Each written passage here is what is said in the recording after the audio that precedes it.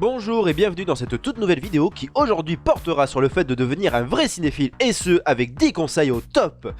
Voilà quelle aurait été l'introduction à l'accoutumée en d'autres circonstances, mais comme vous l'aurez sûrement remarqué, nous sommes aujourd'hui le 1er avril, le jour de la farce de la gaudriole. A cet égard, les vidéastes ont pour usage de sortir une vidéo affichant un titre absolument mensonger, en gros une fausse vidéo ou une vidéo fake comme dirait Martin Luther King. C'est ainsi que fleurissent souvent ce jour les vidéos annonçant la fin de l'activité d'un vidéaste. J'aurais pu d'ailleurs opter pour cette option moi aussi, le problème étant qu'il y a maintenant une redondance quelque peu agaçante avec ces vidéos. C'est donc par un souci d'originalité que j'ai choisi ce thème. Oui, mais ça on n'était pas obligé de le souligner non plus, merci bien.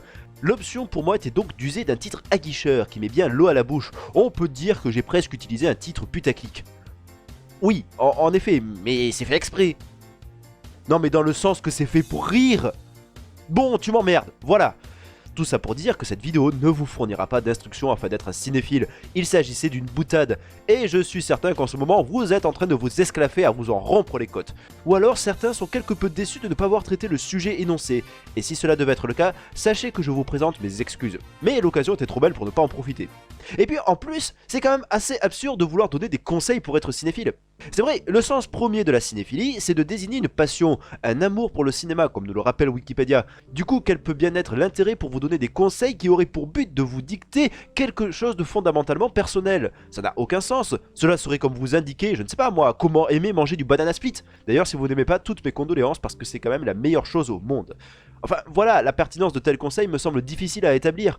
D'autant plus que se pose une autre difficulté avec cette idée de donner des astuces afin d'être un cinéphile. Une difficulté qui renvoie à ce que semble impliquer être un cinéphile dans notre société, à savoir acquérir une certaine légitimité pour parler de cinéma. Parce que finalement, si l'on considère que fournir des conseils à une personne pour être un cinéphile est susceptible d'intéresser celle-ci, c'est qu'il y a alors un avantage à l'être, un avantage qui va bien au-delà de celui de pouvoir s'épanouir. Car s'il s'agissait du seul objectif, je pense que tout le monde n'en aurait littéralement rien à foutre. L'avantage d'être ainsi assimilé par ses contemporains comme un cinéphile est que cela vous donne, comme je l'ai indiqué à l'instant, une légitimité pour parler de cinéma. Le cinéma est un art largement populaire de nos jours, et ainsi, être assimilé à une sorte d'expert dans ce domaine peut être tout à fait gratifiant. Le mot cinéphile a d'ailleurs à une époque défini un réel mouvement culturel, et même si aujourd'hui il est censé représenter qu'une passion, l'on peut constater qu'il y a une certaine image de standing qui est attachée au terme cinéphile. Et cela serait donc le but final des astuces pour être cinéphile, d'indiquer un certain mode de fonctionnement pour être quelqu'un de reconnu dans la société. Et je trouve ça complètement con. Il est où l'amour de l'art dans tout ça? Et puis même, pour en revenir à cette notion de légitimité pour parler de cinéma, je crois qu'elle présente aussi une certaine impasse.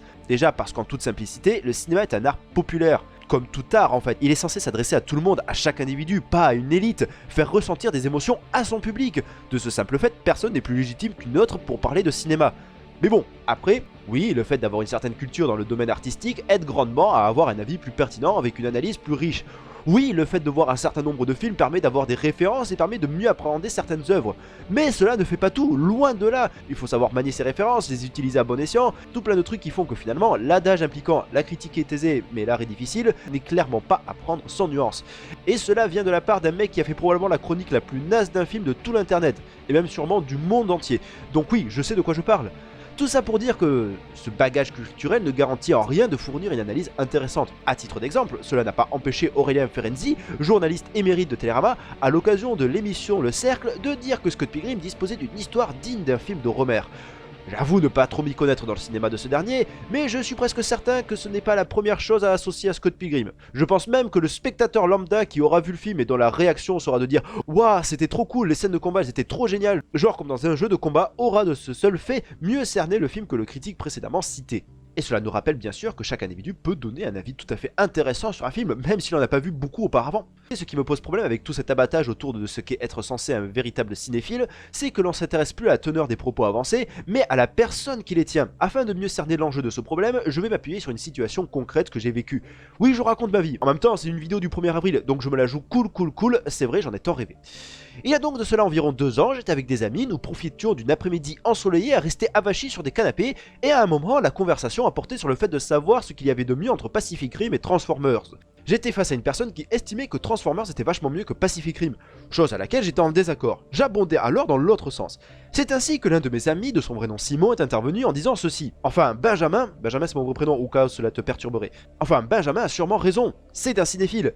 Suite à ces dires, Stephen, tapis dans l'ombre tel un prédateur, a ajouté « Oui, mais Benjamin est un cinéphile qui considère que Blade 2 n'est pas un nanar. » Ce que l'on constate ici, c'est qu'il s'agisse de Simon, qui allait dans mon sens, à qui d'ailleurs du coup je fais de gros big up,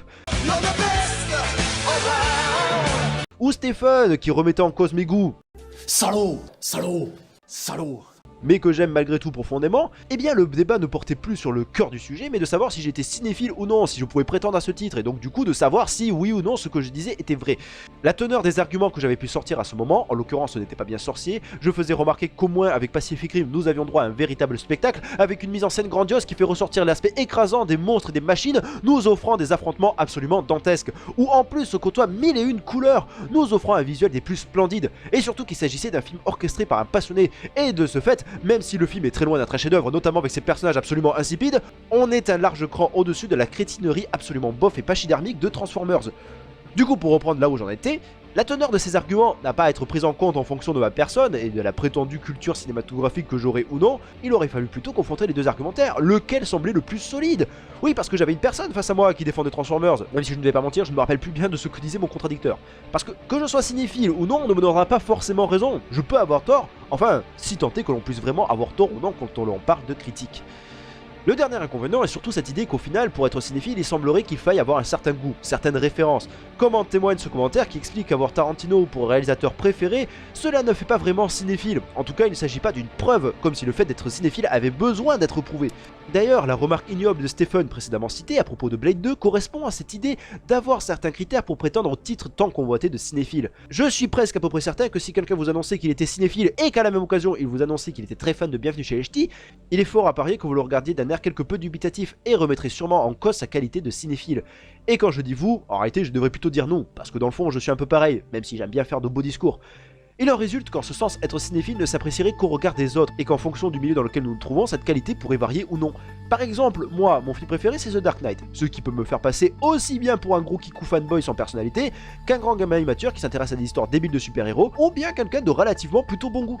Alors que mon rapport avec le cinéma reste le même, c'est juste l'appréciation des gens qui changera, ce qui, justement, me pose problème, parce que la cinéphilie ne doit pas concerner les autres, mais nous-mêmes avant tout. C'est notre rapport au cinéma dont il est question, dont il devrait être question, et le fait de faire une vidéo où je vous donnerai des conseils pour être cinéphile serait nier votre rapport personnel que vous entretenez avec le cinéma. Et en plus cela serait extrêmement présomptueux et complètement ridicule venant de ma part, vu le paquet d'œuvres que j'ai encore à rattraper. A ce titre, je peux indiquer par exemple que je n'ai vu aucun film de John Ford ou de David Lean, que je n'ai vu presque aucun film de la Nouvelle Vague, et encore moins du cinéma expressionniste allemand. Voilà, par exemple. La seule chose que je puisse faire, et qui est la volonté première de cette chaîne, est de livrer mes impressions et analyses sur différentes fictions, sous différents angles, qui puissent apporter une réflexion intéressante, qui pourrait même amener à quelque chose de constructif, du moins autant que possible en tout cas. Voilà donc pourquoi, au-delà de la simple boutade, je ne vous prodiguerai pas de conseils pour être cinéphile. Surtout qu'en plus, qu'est-ce que je pourrais vous dire, à part regarder des films, écouter des critiques, lire des manuels? Eh bien voilà, vous en avez déjà 3 si cela vous tenait à cœur.